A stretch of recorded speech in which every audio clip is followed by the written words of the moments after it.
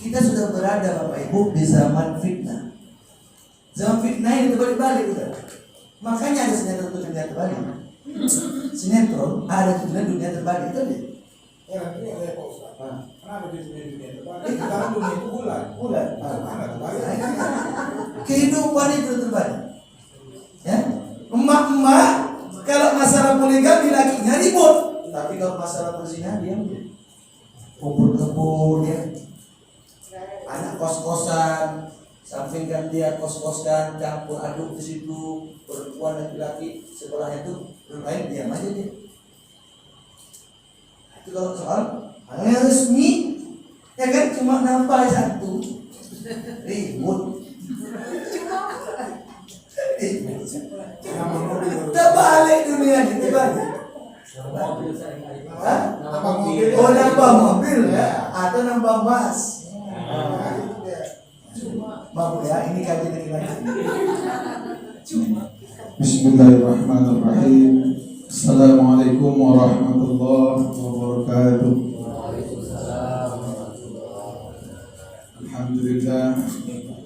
Alhamdulillahirabbil alamin wassalatu wassalamu ala asrofil anbiya'i wal mursalin wa ala alihi wa sahbihi ajma'in.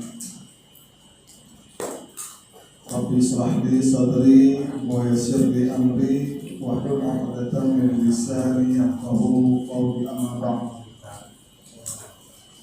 Puji dan syukur mari bersama-sama kita panjatkan kehadirat Allah Subhanahu wa taala di mana pada malam yang berbahagia ini di musala yang kita cintai ini sama-sama kita melaksanakan pengajian yang setiap minggu sekali kita laksanakan.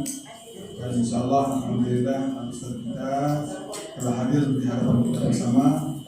Insyaallah nanti akan disampaikan tausiah berikut ilmu-ilmu yang akan disampaikan ke kita. Insyaallah menjadi berkah untuk kita semuanya. Amin ya rabbal alamin. Salawat beriring salam bersama-sama kita hadiahkan junjungan kita Nabi besar Muhammad sallallahu alaihi wasallam. Semoga dia berada di nantinya mengharapkan syafaat yaumul akhir. Amin amin ya rabbal alamin. Bapak dan Ibu jamaah mushola al-jihad, permohonan saya yang dicintai Allah Subhanahu wa taala. Untuk memulai pengajian kita pada malam ini, mari sama-sama kita buka pengajian kita ini dengan mengucapkan lafaz al-basmalah. Bismillahirrahmanirrahim. Dan untuk tidak memperpanjang waktu, pada Ustaz kami persilakan dengan segala hormat.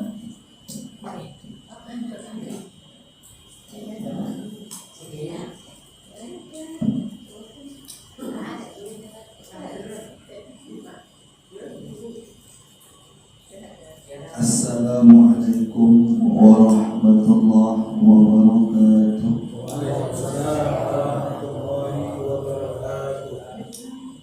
Alhamdulillah alladzi 'allamana Allahu bi'ulumin nafi'at. Asyhadu an la ilaha illallah wahdahu la syarika lahu wal khaliqul haqqul mubin. ولا حول ولا قوة إلا بالله العلي العظيم. اللهم صل على سيدنا محمد وعلى آل سيدنا محمد. سبحانك لا علم لنا إلا ما علمتنا إنك أنت العليم الحكيم. اللهم فقهنا في الدين. اللهم فقهنا في الدين. رب اشرح لي صدري ويسر لي أمري واحلل عقدة من لساني يفقهوا قولي. Bapak Ibu hadirin hadirat jamaah rahimani wa rahimakumullah. Kembali kita untuk bersyukur kepada Allah dengan mengucapkan Alhamdulillahirabbil alamin. Dan kembali lagi kita juga untuk berselawat kepada Nabi dengan mengucapkan Allahumma shalli ala sayyidina Muhammad wa ala ali sayyidina Muhammad.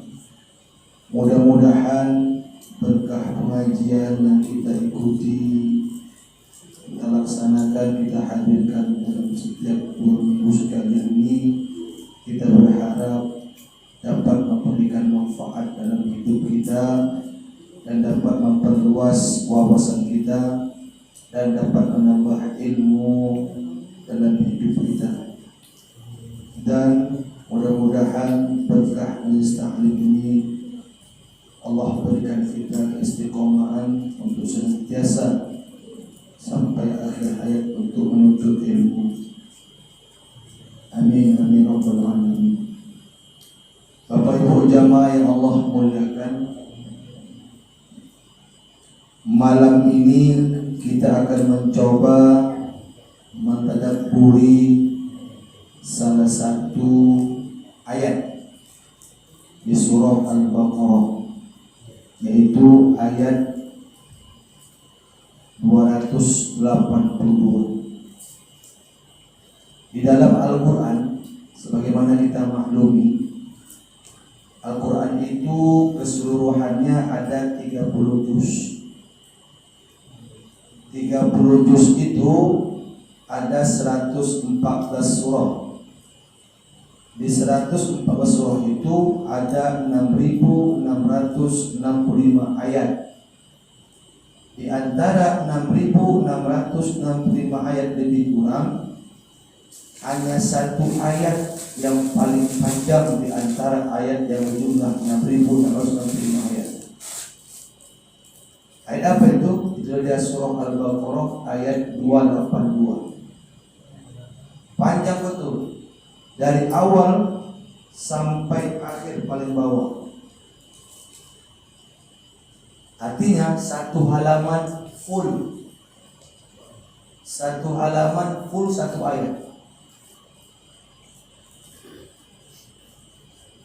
Dan ayat ini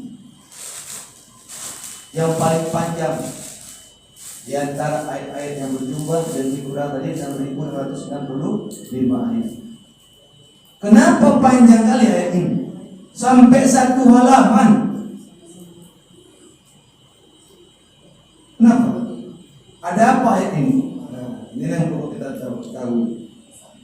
Ayat ini surah Al-Baqarah ayat 282 menceritakan tentang utang piutang. Nah, jadi malam ini kita kupas tuntas tentang utang piutang. Ya, istilahnya kreditur dan debitur. Ya. Kenapa ayat ini begitu panjang? Kalau membahas soal utang, satu halaman full, satu ayat. Kalau soal ayat yang bercerita tentang surga neraka, pendek, paling satu baris, satu ayat. Soal sholat, aqimus sholat, kalau kita buka Quran kita ukur paling segini panjangnya. Aqimus sholat, jadi kena sholat, atuz zakat, tentang zakat pendek juga. Tentang neraka surga pendek juga ayatnya. Tapi kalau soal utang piutang, Allah berfirman panjang, detail dan terperinci. Mengapa begitu? Apa alasannya? Pasti ada alasan, pasti ada sebab. Kenapa? Karena soal utang piutang ini banyak orang mendadak amnesia. Gara utang piutang mendadak orang lupa. Betul? Betul atau tidak? Betul. Soal utang mendadak dia amnesia. Wih, kau piutang sama aku? Kapan pula utang sama kau? Mendadak tuh. Nah, jadi Allah Subhanahu wa Ta'ala mengajarkan kepada umat manusia, hamba Allah, kita, bahwasanya soal utang piutang ini udah kuajarkan dalam syariat, buka Quran. Gara-gara utang Pak, banyak orang gaduh, betul. Yang dulu akrab, sapaan, masya Allah, begitu gara-gara utang berkelahi, tak bersapaan, tak berpandangan. Yang lebih aneh lagi, yang utang nampak yang memberi utang kabur.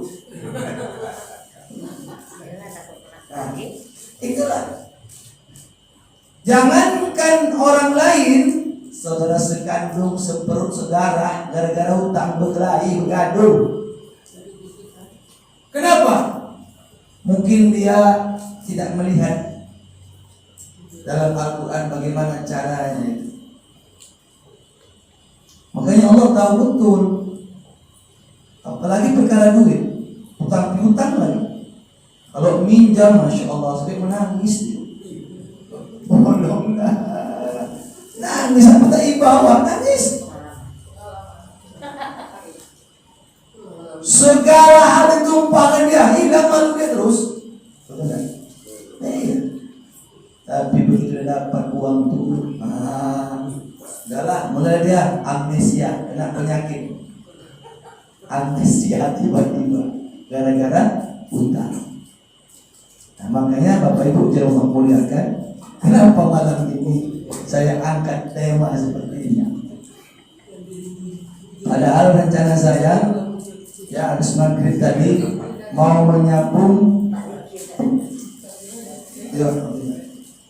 menyambung kajian kita tentang fase perjalanan manusia menuju akhirat.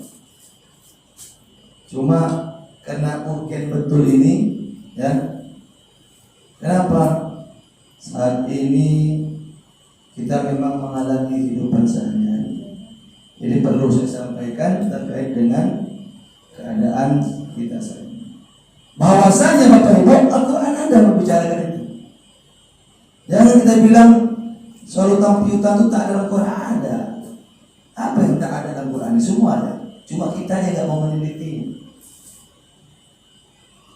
Nah, makanya dalam konteks utang piutang ini Allah mengajarkan. Oke, bagaimana cara kita untuk melaksanakan utang piutang itu? Yang ayatnya. A'udzubillahi minasyaitonirrajim. Bismillahirrahmanirrahim. Ya ayyuhalladzina amanu idza tadayantum bidainin ila ajalin musamman faktubu. Wahai orang-orang yang beriman, apabila engkau ingin saling berinteraksi tentang hutang piutang ila ajalin musamman, kepada masa yang ditangguhkan, faktubu, maka hendaklah engkau menulisnya. Allah ajar pertama. Jadi kalau ada kita transaksi hutang piutang, tulis. Yang memberi pinjaman tulis, yang meminjam tulis. Tulis. Kata Imam Qurtubi, maksud tulis di sini apa ditulis? Miqdar, yaitu jumlah utangnya berapa, tulis.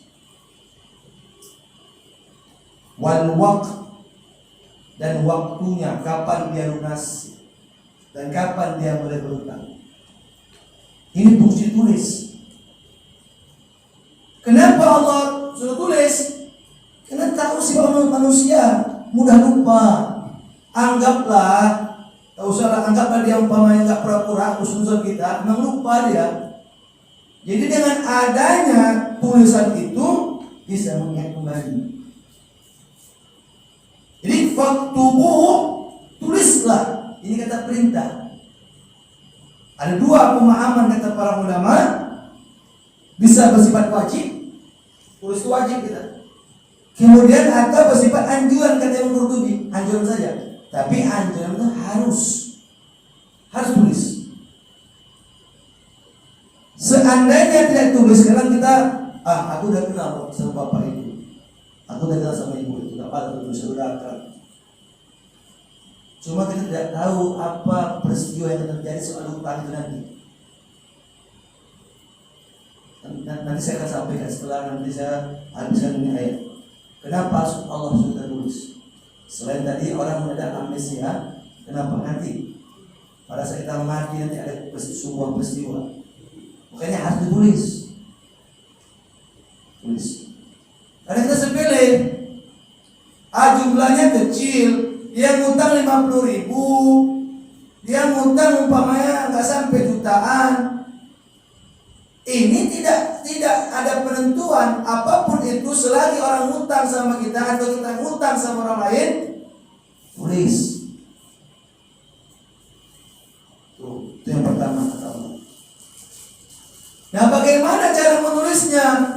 Wal yaktub bainakum katibun bil adl. Hendaklah nulisnya itu dengan jujur, dengan adil, amanah.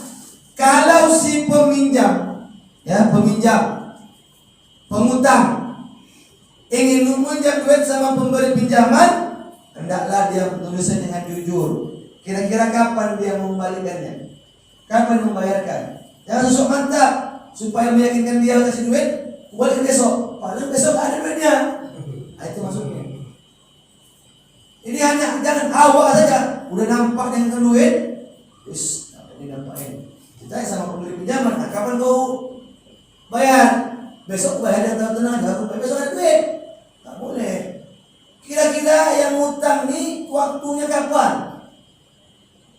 Nah, kalau lama biar. Tergantung memberi pinjaman. Maka tulis itu. Sudah tulis, yang memberi pinjaman juga amanah. Maksudnya gimana? Tagih sesuai tanggal, tagih sesuai jumlah. Jangan menyalahi ini, kata Allah. Jadi wal yaktub bainakum katibun bil adl. Nah, ini yang pertama, tulis. Yang kedua, Bapak Ibu yang Allah muliakan, setelah sudah kita tulis utang itu tanggal berapa dibayar, kapan dia boleh utang, berapa jumlah utangnya, maka kata Allah yang kedua, wastashhidu syahidaini min rijalikum. Kau datangkan saksi. Saksi ada. Dan saksi itu ditulis. Siapa yang saksi aku dia utang? Siapa saksi? Kita kadang enggak mengutang diam-diam, senyap-senyap. Kalau ibu ngutang, kalau bisa suami nggak boleh tahu. Bahaya ke depannya. Kenapa bahaya? Seandainya kita mati, kita membawa utang, hati-hati. Kata Nabi,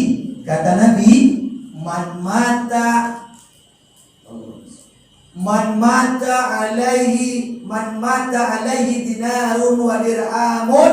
Siapa yang dia mati dan dia mati membawa utang, kudiya min hasanatihi. Allah akan mengambil pahala-pahala ibadah dia, pahala sholat dia, pahala puasa Ramadan dia, pahala infak sedekah dia, pahala zakat dia, pahala wakaf dia, pahala semua ibadah dia diambil oleh Allah nanti di hari kiamat, diberikan kepada orang yang memberi pinjaman.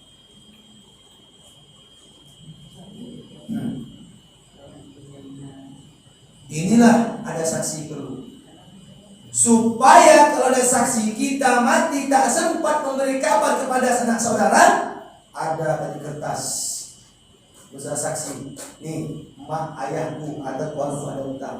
Sekian utang lunas. Itulah kifayah. Artinya kita mati tidak terkait dengan utang. Ini saya pilih.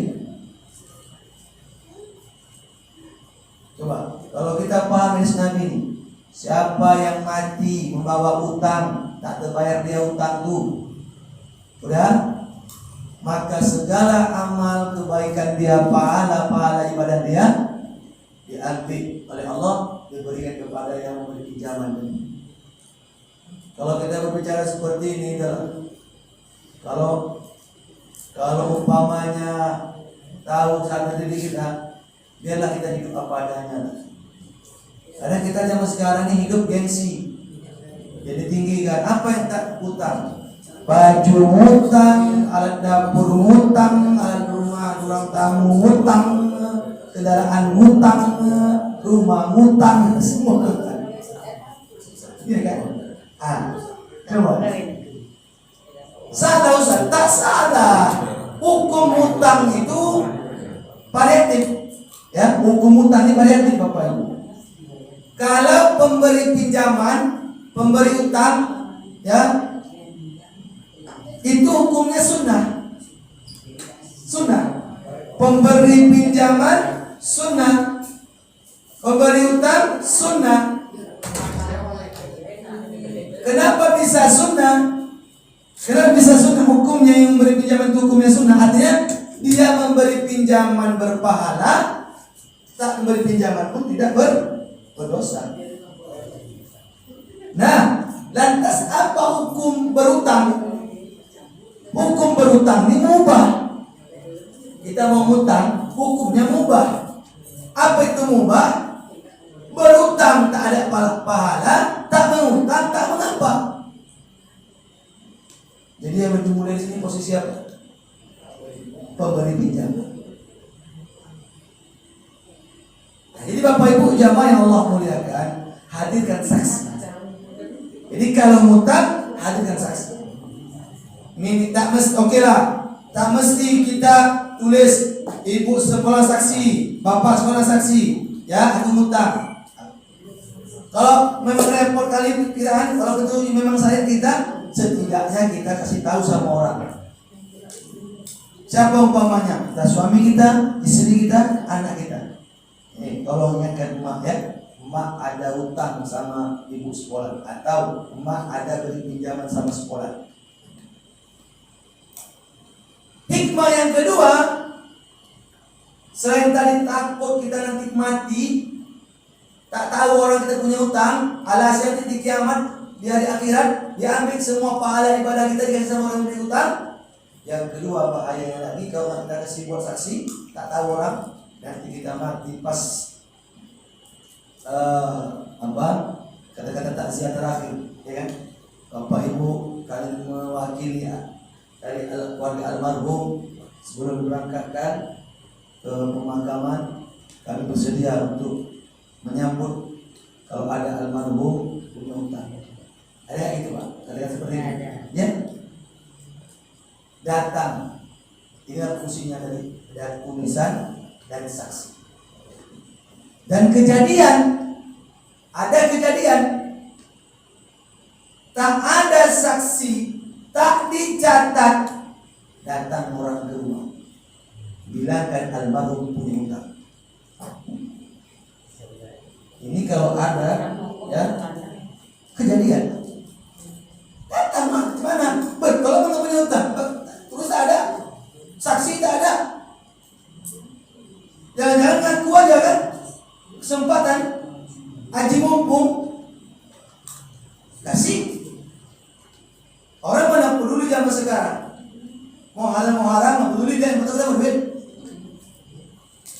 Makanya Allah sudah tahu bagaimana cara menyelesaikan itu. Nah, maka Bapak Ibu jamaah Allah muliakan, tulis saksi. Nah, saksinya itu bagaimana? Syahidaini min rijalikum, dua orang saksi laki-laki. Dua orang laki-laki.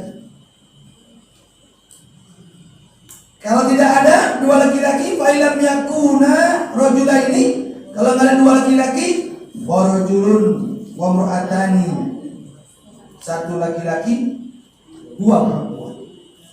Artinya ini yang disarankan oleh Allah Subhanahu wa taala, setidaknya kita kabari kepada saudara.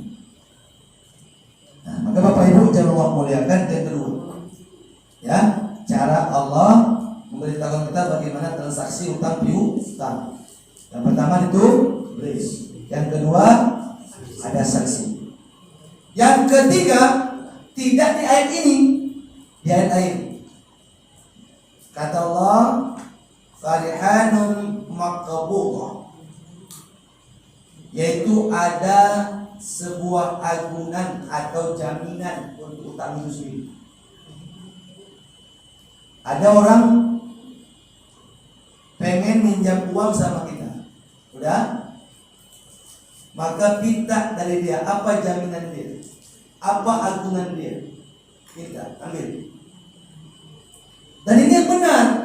Terkadang kita salahnya, begitu ada kita mau minta pinjaman sama orang, dia minta jaminan, dia minta agunan, lantas kita berkata macam tak percaya kali sama aku kan, takut kali kau macam tak ada utang. Justru itulah syariat. Minta agunan, apa jaminan? Karena biasanya manusia tabiatnya kalau ada dia jamin, dia akan sungguh-sungguh untuk membayar. Walaupun ya variatif juga kan. jaminan apa saja. Dan syarat jaminan itu yang diagungkan harus ada nilainya, bisa dinilai tukarkan dia sehingga sebanding dengan utangnya, dan dia harus di atas jumlah utang, tak boleh di bawah. Sejarah mengatakan bahwasanya Nabi Muhammad SAW pernah berutangnya sama orang Yahudi. Nabi mau membeli gandum 30 sok gandum, 3 kilo sok gandum, 30 sok gandum. Tak ada uang Nabi. Uang gandum itu ingin Nabi bawa, ya, untuk anak-anak di sini. Tak ada uang. Jadi Nabi mutang saat di Kediri, sudah begitulah, mutang Kediri. Nah, ini juga dalil bahwasanya kita boleh mutang Kediri. Mutang Kediri. Nabi mutang. Nabi tak ada uangnya.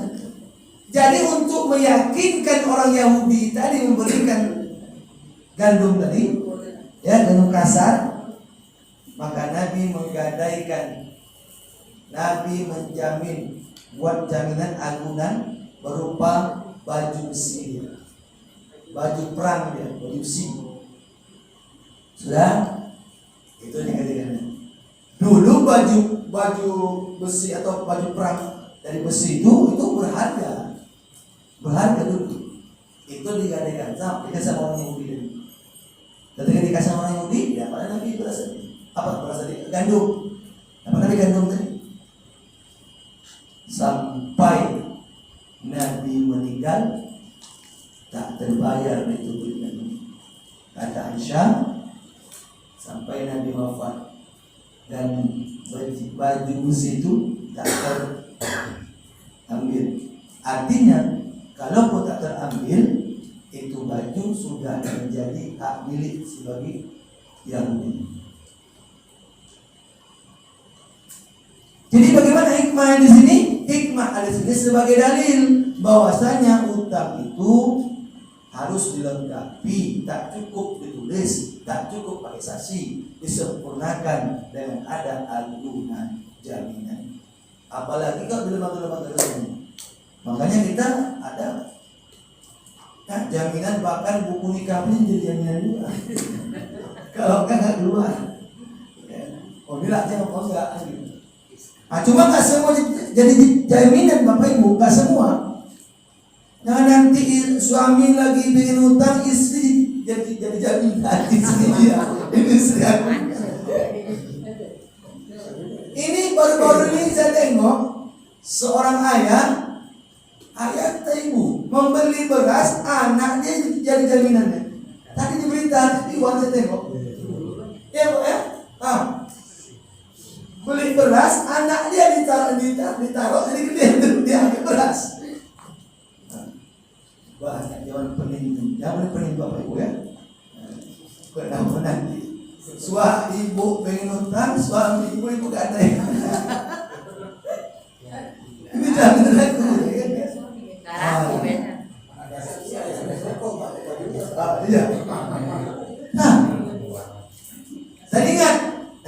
Ada aturan juga. Setiap yang dia jadi barang jadi jaminan untuk hal utang, tidak boleh jaminan itu, agunan itu, barang yang dijadikan agunan atau jaminan untuk pengutang, tidak boleh diambil manfaat. Kalau diambil manfaatnya, riba. Dia minjam uang sama Bapak Ibu. Uangnya dia minjam 10 juta. Dia jaminlah kereta dia. Udah. Nah, keretaku sini 10 juta. Datang Bapak Ibu pakai keretanya, riba. Jadi dia baik. Ya sifatnya. Karena kata Nabi, kullu qardin, setiap utang jarra manfaatan, ini Nabi, jarra manfaatan, diambil manfaatnya, bahwa riba. Ada sawah,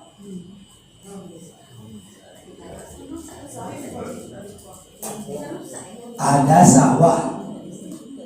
Yang punya sawah minjam duit sama kita, supaya kita yakin kita kasih dia uang pinjaman, alhasil dia jadikan sawah dia jaminan.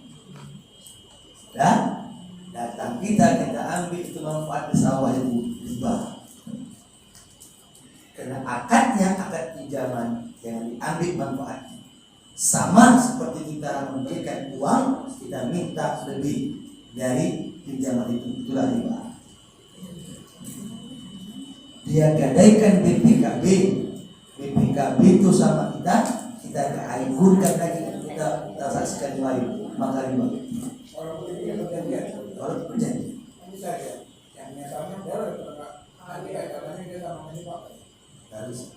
Walaupun seizin yang punya barang. Jadi kok dibiarkan tumbuh lalu pun setahun dia baru lunas. Ya itu nggak ada masalah. Kalau kita beranggapan sayang lah, itu hawa nafsu yang bicara, bukan saringan. Maksudnya daripada nggak bermanfaat. Itu daripada nggak bermanfaat. Sekarang soalnya kita ini berutang, itu jaminannya. Makanya kata Nabi, kullu qardin, setiap utang jarra manfaatan, diambil manfaatnya. Ibu bilang tadi, Ibu aja bilang sayang kalau ngambil manfaat, sementara kata Nabi diambil manfaatnya. Apa bedanya? Ibu bilang sayang nggak dimanfaatin, sementara Nabi bilang kalau diambil manfaatnya, bahwa riba. Jadi untuk apa jaminannya Ustaz? Ya jaminannya itu sampai nanti dia betul tidak terbayar utang, baru kita buat akad baru, ini tanah, baru sebagiannya kau jual untuk aku sejumlah utang tadi. Kalau memang sawahnya seharga utang dia, berarti utang atas sawah itu milik kita, selesai. Akad baru ini beda. Ini. Jadi Bapak Ibu jangan muliakan jaminan. Jadi kalau ada jaminan, maka tak boleh. Kalau ada jaminan, maksud saya, maka ini sebagai syarat yang sempurna.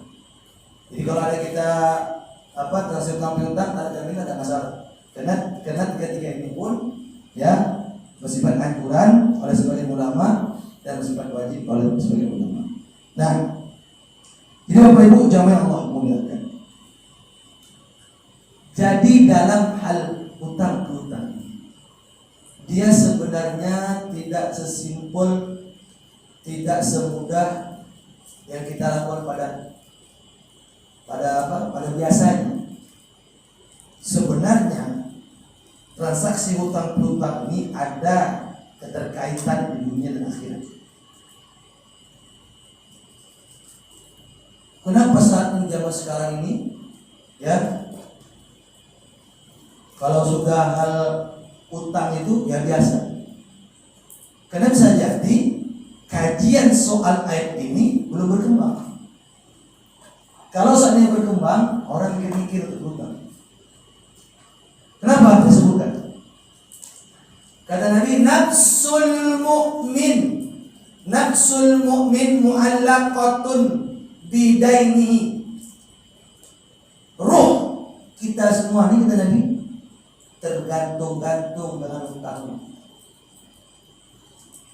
Jadi kalau kita masih ada utang dalam hidup kita ini, ruh kita ditempatkan dalam ruh yang tergantung-gantung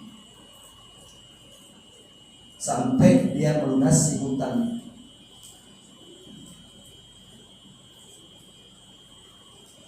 Dan biasanya orang yang berutang ini, kata Nabi, kalau dia berbicara kadzdzaba, dia berdusta. Kalau dia minjam duit, itu pasti dustanya. Ya walaupun ada duit jujur, tapi kebanyakan cerita dia itu bohong supaya mengambil hati orang yang beri pinjam. Ya kalau jujur alhamdulillah lah. Tapi tidak dipungkiri ada orang yang minjam uang baik itu yang non formal ataupun yang formal, pasti ada unsur kebohongan. Tujuannya apa? Kalau nggak bohong nanti nggak cair. Kalau nggak bohong nanti nggak dapat uang. Dan kata Nabi, apabila dia berjanji fa'akhlafa, dia ingkar dan ini. Oh nanti aku bayar, betul aku bayar nanti tanggal sekian, tolong aku kasih aku bayar tanggal sekian. Kau minta tanggal berapa? Tanggal sekian, oke aku siap bayarnya. Besok-besok enggak berkhianat.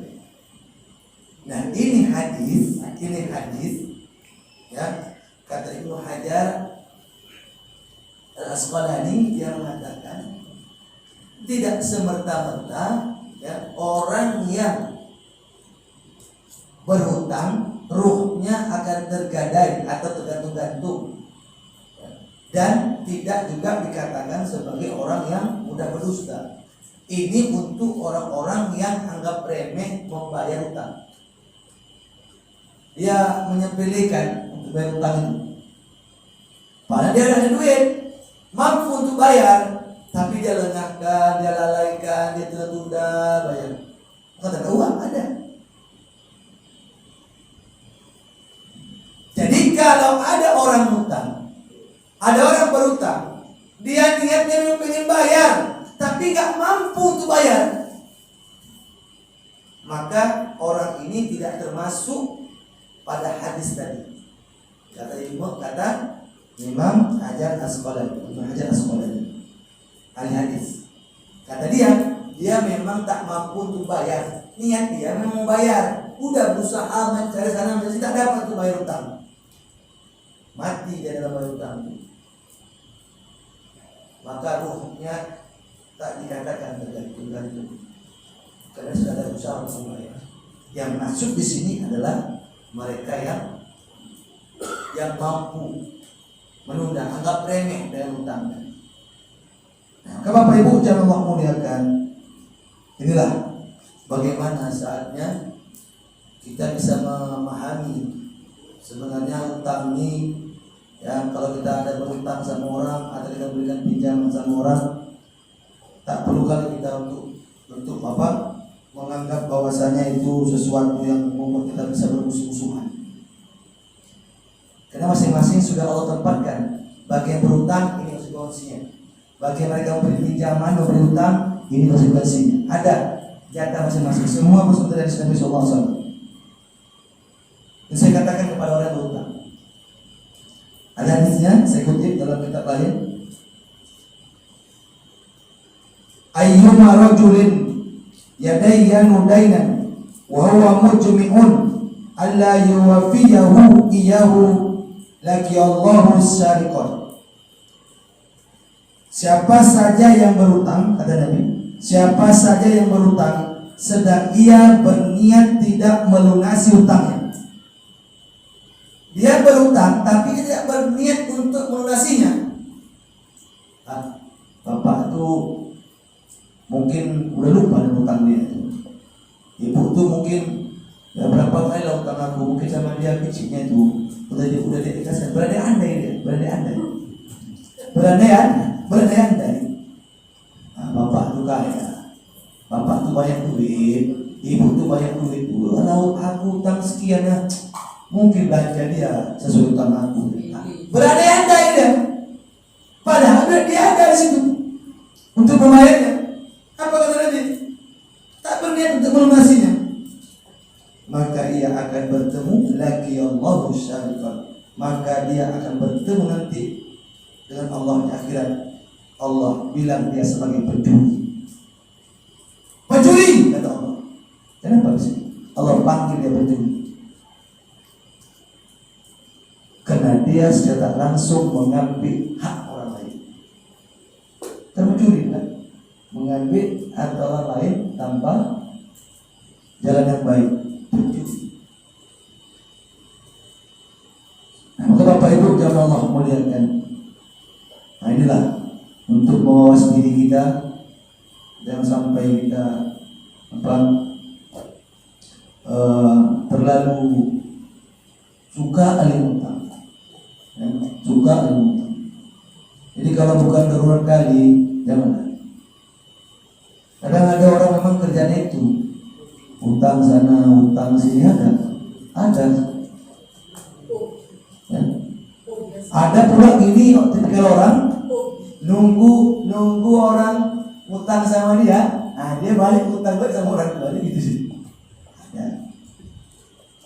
Ada satu lubang dari lubang itu.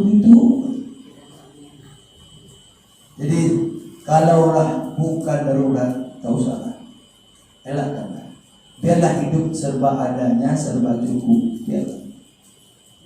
Namun mana ya? Tak salah kadang kena tadi situasi sekeliling kita, tertengok, terlihat, kepengen. Itu godaan tadi. Ya kalau memang ada uang untuk membayar, belum ada masalah.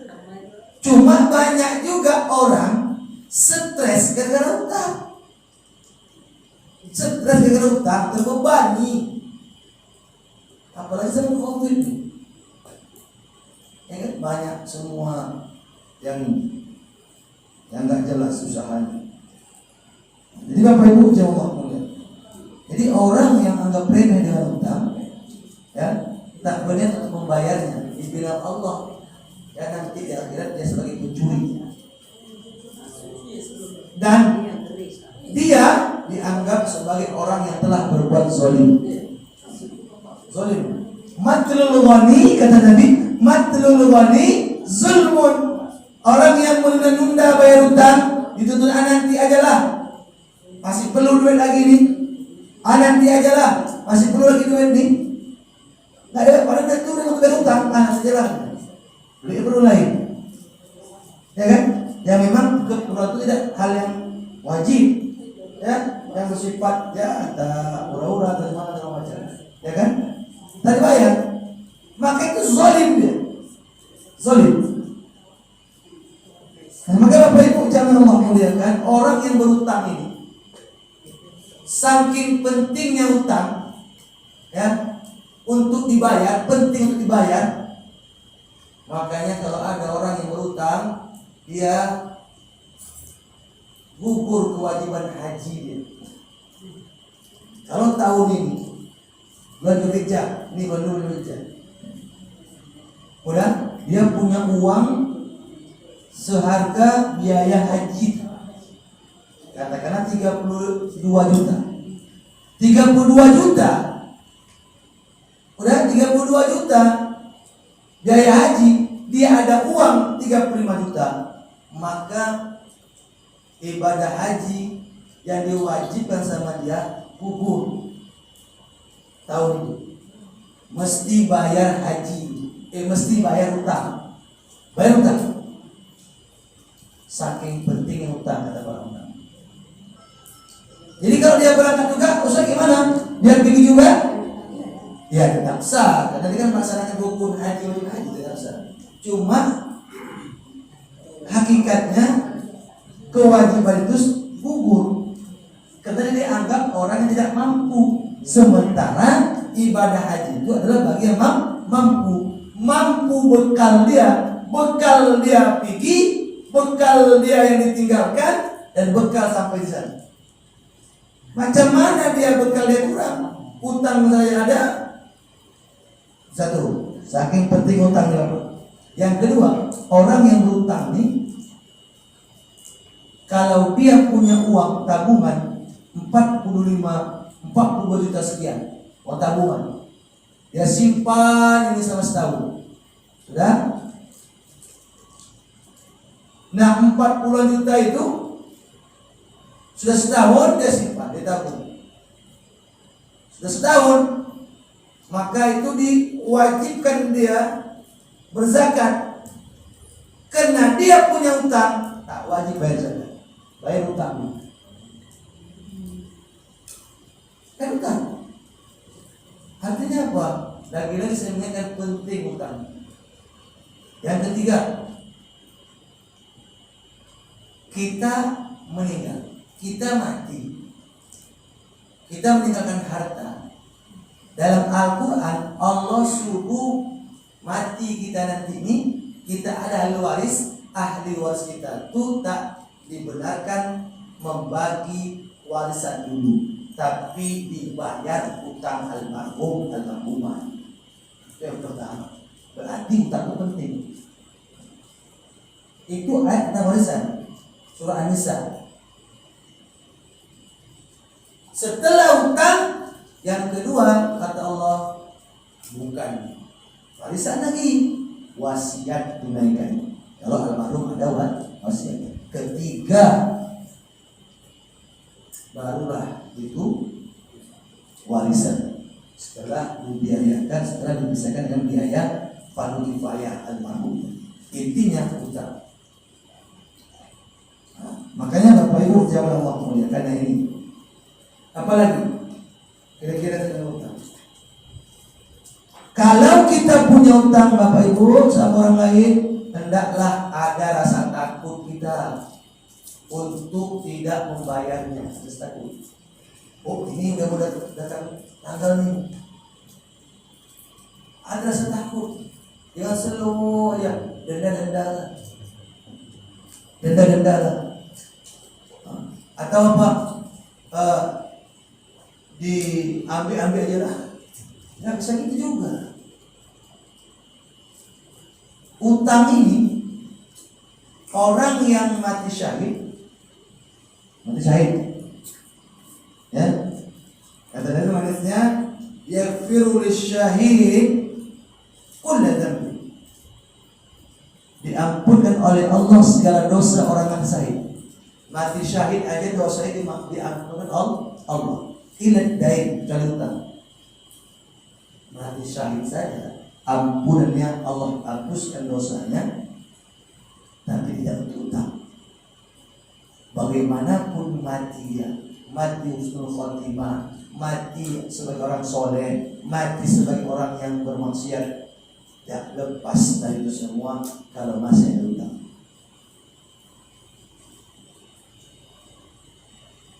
Nah, ini saya nak memberikan kewaspadaan kepada mereka yang berutang. Belum nanti kepada orang yang berpinjaman, ya. Nanti saya sampaikan. Tapi ini masih dalam konteks yang mereka berutang. Nah, makanya wajarlah kalau Allah tadi berfirman dalam surah Al-Baqarah ayat 282 terkait dengan utang piutang begitu panjang. Nah, rumit, timbul masalah itu. Makanya kalau kita urus dengan bank, ada transaksi kredit, itu kalau sudah rusak kita, dimanapun kita tak akan bisa lagi mungkin. Betul? Blacklist, kemanapun kita. Pernah kasus umpamanya minjam kan? Transaksi bank lah, tak terbayar, ditarik sama bank. Karena bank konvensional kan, bukan bank syariah, konvensional ditarik. Walaupun itu konvensional, kita jadi bank konvensional, kita mau buat lagi pinjaman di bank syariah, itu sudah terdata sama orang konvensional.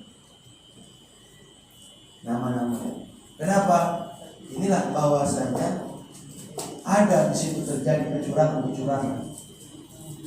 Apalagi itu formal, apalagi tak formal, berkelahilah.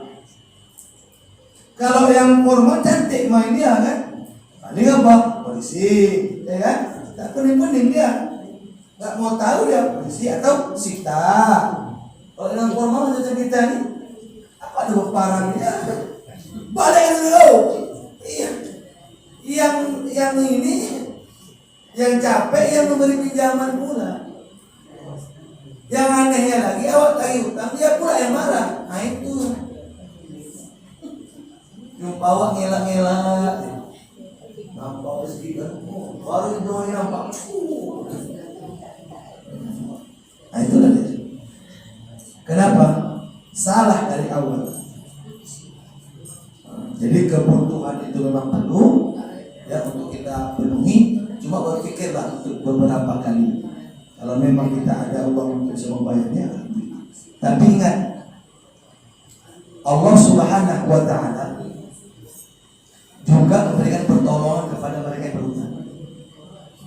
Tapi dengan saat kata para ulama, Allah akan menolong orang yang berhutang.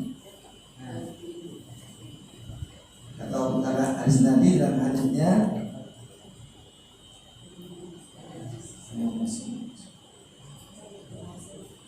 A'anallahu lahu dain. Kata Nabi, Allah akan menolong orang-orang yang memiliki hutang hatta qudiyati, sampai dia melunasi hutang. Kata para ulama, ini hadis bagi mereka yang mau usaha untuk melunasi hutang itu. Usaha dia, bekerja dia, kumpulkan, dapat sekian, diasingkan sekian, disisihkan sekian untuk hutang. Maka dengan niat itu dapat dari 50.000, hutangnya 1 juta, dikeluarkan dari 5.000 cari dia untuk hutang. Pandai-pandai dia untuk menghasilkannya. Ini orang, kata Allah, kata Nabi, ditolong oleh Allah. Makanya Pak, kalau kita bisa melunasi hutang kita, ucapkan alhamdulillah. Jangan diam aja tidak. Apapun itu. Alhamdulillah ya Allah, aku bisa saat ini bayar hutang. Kenapa kita pun itu nikmat Allah, rezeki. Walaupun kita berhutang, tapi itu Allah beri jalan. Kenapa? Mungkin ada di sekeliling kita orang-orang yang berhutang tapi belum lunas hutangnya. Nah makanya orang yang berhutang pasangnya. Aku berhutang sama sekolah, aku berhutang sama bapak sekolah, berhutang sama ibu sekolah. Jadi begitu berhutang, kita ambil uangnya, dalam hati kita berazam, ya Allah, aku ingin melunasi hutang ini dengan segera. Di situ nanti Allah bertabuh jalan. Allah akan bukakan jalan itu. Nah, jadi Bapak Ibu yang Allah muliakan, nah itu. Kemudian cepat kali 1 jam ya. Tak terasa. Apalagi saya minumnya kaca.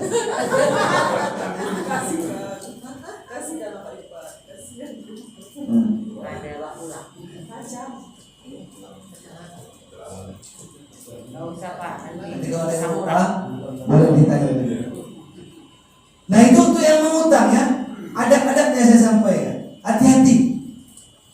Bukan perkara yang gampang ini. Bukan semudah lidah kita berkata, ya agar mereka bisa memberikan pinjaman, tapi kutukannya dunia dan akhirat.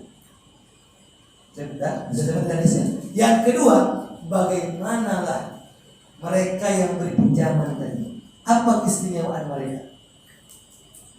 Apa keutamaan mereka? Yang pertama, orang yang memberikan pinjaman adalah orang yang kata Nabi, man yassara ala muksirin yassarallahu alaihi fid dunya wal akhirah. Siapa yang memudahkan orang yang lagi susah. Benar ya? Siapa yang memudahkan orang yang lagi susah, lagi sulit, orang itu dia mudahkan kesulitannya. Yassarallahu alaihi fid dunya wal akhirah. Maka Allah akan mudahkan segala urusan dia di dunia dan akhirat. Kita punya urusan di dunia, Allah akan mudahkan. Sudah? Kemudian kita punya urusan di akhirat. Apa itu urusan kita? Pada mahsyar, pada saat di neraka luar biasa, pada hari panas luar biasa, hisab luar biasa, mizan itu kita urusan kita dimudahkan Allah Subhanahu wa taala. Ini bagaimana yang beri pinjaman. Cuma ini hadis tak boleh dipakai sama orang yang utang. Sini, kalau kau mau dimudah oleh Allah, itu kamu. Aku mau, kenapa? Kasih aku utang. Gak bisa. Ini ayat untuk motivasi yang berpinjaman, bukan senjata. Jangan pinjam. Nanti habis malam ini mengaji, besok itu mesti tahap. happy banget. Aku tadi malam baru mengajar saya ini. Ini dia namanya. Inilah yang aku sampaikan apa. Tapi kan tadi, siapa yang mudahkan urusan orang lagi sulit, maka Allah akan mudahkan urusan di akhirat. Nah, terus, aku lagi sulit ini, lagi sulit. Aku sih tahu, yang duit, Ujung-ujungnya tak selesai. Kau memudahkan itu, kau memudahkan ya, udah tak boleh. Ini hadis untuk orang yang beri pinjaman. Jadi Bu, Bapak Ibu, yang Allah muliakan, itu. Jangan kita selagi kita tak bisa bantu semua separuh, tak bisa separuh seperempat. Jangan terbalik. Kadang orang awak minjam uang sama dia.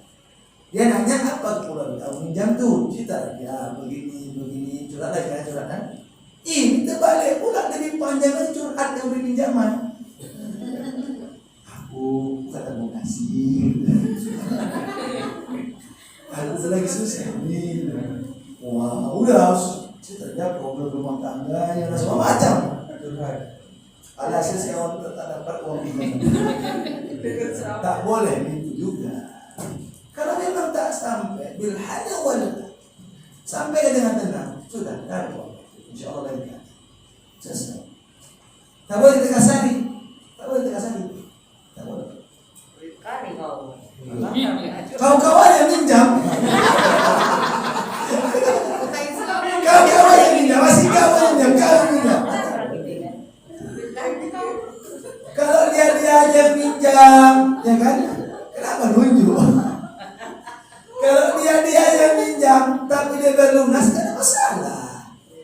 Ini ada hikmah yang kedua ya, keistimewaan dari pinjaman. Ini masih yang pertama. Yang pertama itu Allah mudahkan si pemberi pinjaman urusan dia di dunia apapun itu urusan dia. Kita tak sadar selama ini kok mudah aja urusan aku ya. Tak sadar kita dulu pernah mudah urusan orang lain. Tapi di Indonesia ini kalau bisa dipersulit. Kenapa? Karena jalur mudah nggak ada uang masuk. Jalan sulit tuh ada cari orang, ya kan? Urus KTP, memang nggak bayar, tapi siapa sebulan. Awak butuh, mau nggak mau main kanan, salam 50.000 siap. Hah?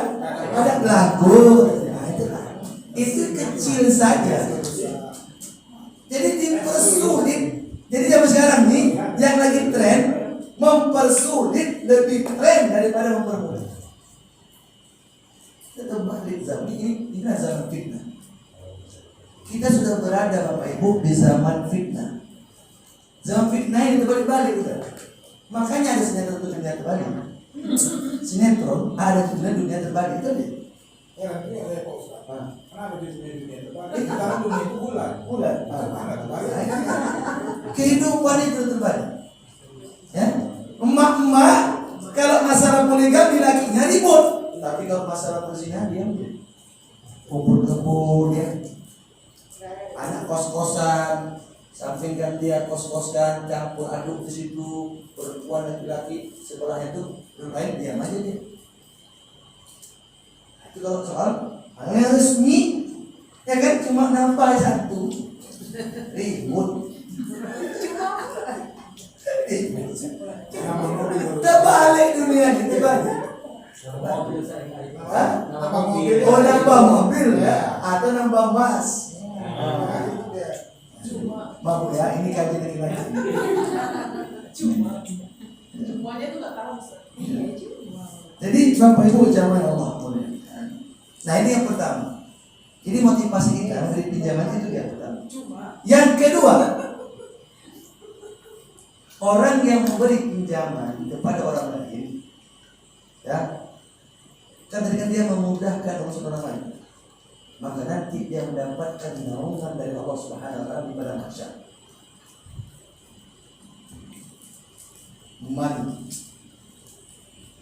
Man nafasa an gharib, siapa yang mempermudah utangnya seseorang, kasih utang, nah, maka yuzillullahu fil arsy yaumil qiyamah, maka Allah akan meletakkan asya untuk melindungi orang-orang yang memberikan pinjaman. Nanti di pada mahsyar Bapak Ibu, matahari itu dekat, panas. Macam mana kita panas dunia ini lebih panas lagi itu nanti. Kita diberi Allah naungan di atasnya terasa sejuk terasa. Bagaimana kalau terasa sendiri nyaman, damai kan, enak terasa. Itulah mereka. Ada. Itu yang kedua, dapat naungan dari Allah Subhanahu wa taala. Yang ketiga, motivasi untuk orang beri pinjaman ini. Segala kebaikan pahala tadi untuk yang beri pinjaman. Maka jangan kita berkelahi. Kalau dia tak melunasi, ya sudah. Tunggu nanti kalau di akhirat. Tunggu di akhirat. Tegak kita di hadapan Allah, bersidang kita dengan dia.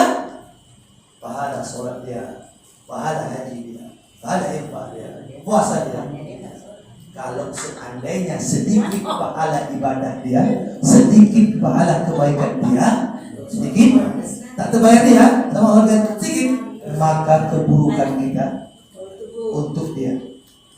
Kalau sidik pahala. Makanya hati-hati. Keburukan itu enggak tadi Pak, rupanya enggak sholat pula aja Pak.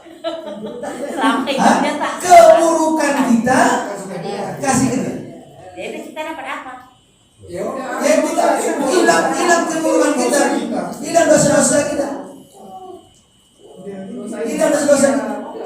Maksudnya enggak. dia nggak mau hilang dosa, saya ikut hilang dosa. Saya nggak sakit. Ini kan hitung-hitungan. Di akhirat itu hitung-hitungan bebu. Makanya dibilang yaumul hisab, yaumul perhitungan, hari perhitungan. Dihitung kita semua nanti. Kalau misalnya sama orang Nasrani, Nanti belum selesai pertanyaan. Belum selesai pertanyaannya. Nah, jadi gitu ini yang bapak itu tuh ya. Yang ketiga motivasinya bagi si pemberi pinjaman. Yang kedua kata Allah,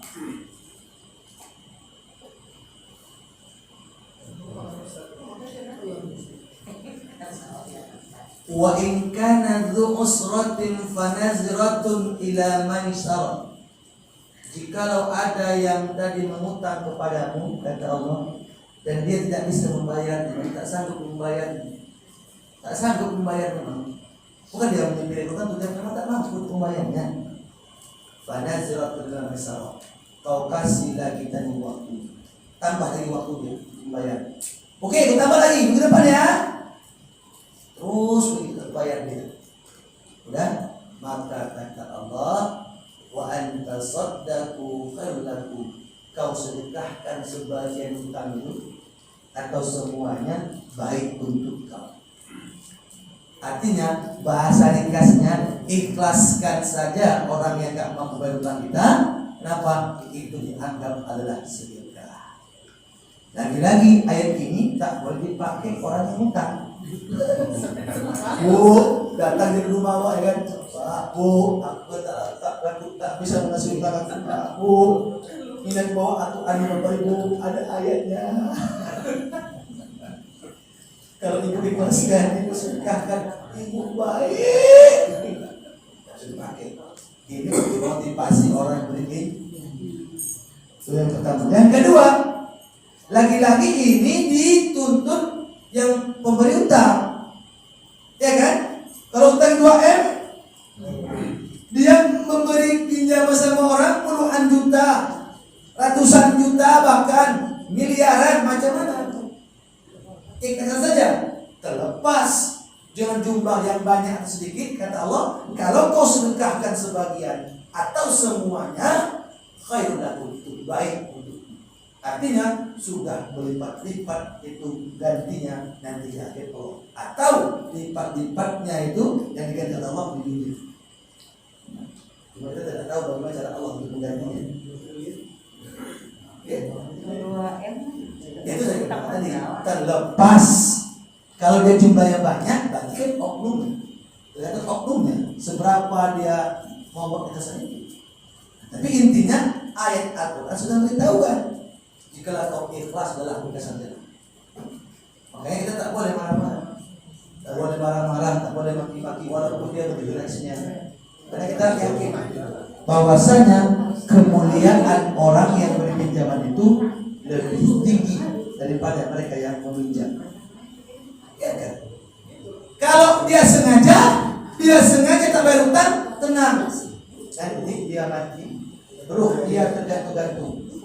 ya kan? Dia dianggap sebagai pencuri. Yang ketiga tadi saya bilang dia berbuat kezaliman. Kalau kita memang memahami. Yang ketiga, ya sudah, lain kali ada yang utang dosa minyak. Kenapa? Karena kita salah. Ibu sekolah, bapak sekolah punya duit, tadi kan segini, paling kan. Padahal kita tak tahu apa alasan dia tak ngasih minyak. Bisa jadi dia ingin menyelamati kita. Tahu dia bahwa kita tuh tak akan mampu bayar utang. Minjam aja bisa, mau bayar tak bisa. Berarti dia menyelamatkan kita supaya kita tak tergantung, supaya mati tak diambil pahala kebaikan kita. Usnuzon saja. Ini enggak dia obat bulanan, tak usah komen sama dia sampai mati kalau saudara tak kasih. Tidak bisa begitu. Karena orang ketika dia mempelajari tentang hal utang piutang ini semakin bijak di dalam menangani utang piutang. Saya lah contoh. Ya bukan saya mau apa ini sebagai contoh itibar. Saya kalau tak penting kali tak sampai sampai tak buat tak makan atau gimana, saya tak mau utang apa. Saya pikir, saya bertanya, bukan saya ini orang yang misalnya mampu atau enggak begitu maksudnya. Kawan-kawan saya yang alumni ya jarang ada yang utang sama saya. Bukan saya orang kaya, enggak. Maksudnya orang tuh sama saya mengutang dari dulu tuh, dari saya di Mesir sampai sekarang saya berumah tangga, tak pernah satu berumah sama saya. Jadi saya kajilah ilmu ini, mungkin ya, prediksi saya, mungkin karena saya tidak utang sama orang lain, nggak pernah utang sama orang lain. Saya mencoba itu sampai sekarang, tapi kenapa saya nggak tahu. Saat ini sampai sekarang. Jadi sebuah hukum alam, kalau kita pernah meminjam sama orang lain, bisa jadi orang akan pinjam balik sama kita. Artinya apa? Ujian buat kita. Ketika kita meminjam, orang ngasih dengan mudahnya. Sudah? Ketika kita sudah ada uang, orang pula pinjam sama kita. Ini ujian. Macam-macam. Ya ini sebuah analisis yang mungkin tidak seluruhnya benar, cuma peristiwa itu pasti terjadi. Karena waktu itu dia, dengan keistimewaan mereka yang beri pinjam. Nah, jadi Bapak Ibu yang Allah muliakan, sampai di sini kira ada pertanyaan? Ya, silakan bertanya. Saya turun dulu tuh, Pak. Saya mau nanya. Kalau misalnya kalau di pemerintah, kalau minjam ke lembaga, peminjam ini meninggal, malah utang itu digratiskan. Bagaimana dengan yang meninggal ini? Mau dibayar itu nggak bisa, misalnya pinjam gojek. Kalau dia peminjam ini meninggal, misalnya, ayolah orang tua saya misalnya minjam gojek. Kalau dia meninggal, dia kan dianggap lunas. Sementara kan kalau di Islam kan itu tetap menjadi perhitungan. Itu bagaimana pula kalau pinjaman ini antara negara? Seperti negara kita kan minjam sama, misalnya sama dari Cina. Kalau ke Cina mungkin nggak apa-apa, hukumnya nggak ada kan. Kalau ke Arab Saudi pula sampai hari kiamat nanti tak terbayar, apakah bangsa kita jadi hukumnya sama Allah gimana pula? Kalau Ustaz, udah itu kalau berat ini kenapa? Utang ini kan berat. Sementara kalau hukumnya di Indonesia ini kan terdata ya Pak Ustaz. Mendidik orang mengutang supaya tidak membayar. Karena kalau kita kasuskan pun, kalau kita ngadu ke polisi, ada orang minjem sama kita, pasti ujungnya Pak perdata Pak katanya. Akhirnya kan melemahkan orang yang meminjamkan, bukan memperkuat orang yang meminjamkan untuk menagih. Ya perdata ini kan istilahnya nggak dia kapan mau bayar nggak ada deh. Kalau dibikin pidana kan dia harus membayar. Sementara pembuat hukum kita ini kan orang Islam semua ya. Kenapa nggak dibikin aja pidana gitu? Orang minjem itu hukumnya pidana. Yang pertama, kalau kita berinteraksi dengan lembaga resmi, ada yang minjam uang, meninggal kita, ya bonus. Macam mana? Ini ada kaitan dengan ayat tadi. yang wa in kana dzu usratin fanaziratun, jikalau ada orang yang pengen bayar hutang tiba-tiba di akhir masa waktunya dia meninggal, sama kaitannya dengan tadi pada orang yang tak terbayar hutang, kita ikhlaskan. Berarti pihak bank itu membuat akad kalau sudah mati dianggap lepas. Berarti tidak ada kaitan lagi. Udah ikhlas saja bahasanya. Cuma bahasa resminya aja beda. Cuma konsep tujuannya sama dengan ayat tadi. Melepaskan hutang sama kayak kita. Ya udahlah, udah saja sama itu. Tapi kalau di perorangan kan biasanya ada batasnya. Orang mana? Kalau misalnya perorangan aku lagi nyetor sama Pak Ustaz. Ya. Tiba-tiba Ya itu tergantung yang pemberi pinjaman. Kalau dia umpamanya pemberi pinjaman mengikhlaskan, udah tak terkait lagi yang mati tadi ini. Kalau dia tidak juga, ya sudah ahli waris harus bayar. Ah itu tadi perlu catatan saksi tadi.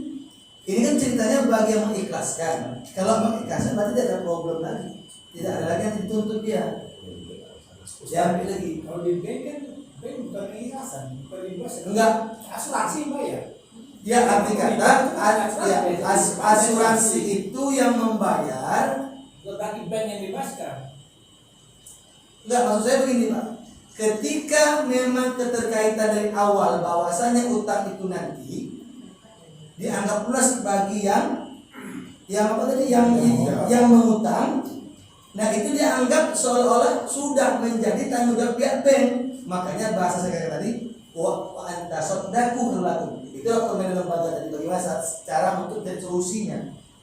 Nah, maka apakah keterkaitan tadi tergantung tidak, karena sudah ada solusi diberi oleh pihak, mau pihak asuransi, mau pihak apa terserah. Yang penting sudah ada solusi jalannya.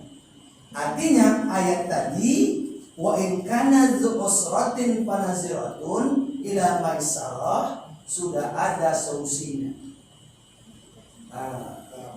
Ya tadi sudah. Yang artinya ya kalau untuk menyelamatkan orang ya terserah. Oke, selamatkan. Yang pertama, yang kedua terkait dengan utang negara. Pemerintah utang, apa kita terkait? Secara agama? Tidak. Itu tanggung jawab pemimpin kita nanti di akhirat. Walaupun secara negara, bak kata orang anak kita lahir bawa utang. Nah, itu kan bahasa-bahasa mimpi aja, dari tanggung jawab kan gitu kan. Pemimpin kita yang membuat itu, kenapa dia ngutang? Dia tanggung jawaban. Makanya pemimpin ini kalau dia tahu kaji fikih pemimpin, tak mudah dia untuk jadi calon pemimpin. Karena berat tanggung jawabnya. Jawabnya berat. Iya. Makanya dia seorang Kepling. Kalau ada kemaksiatan dia tanggung jawab dia.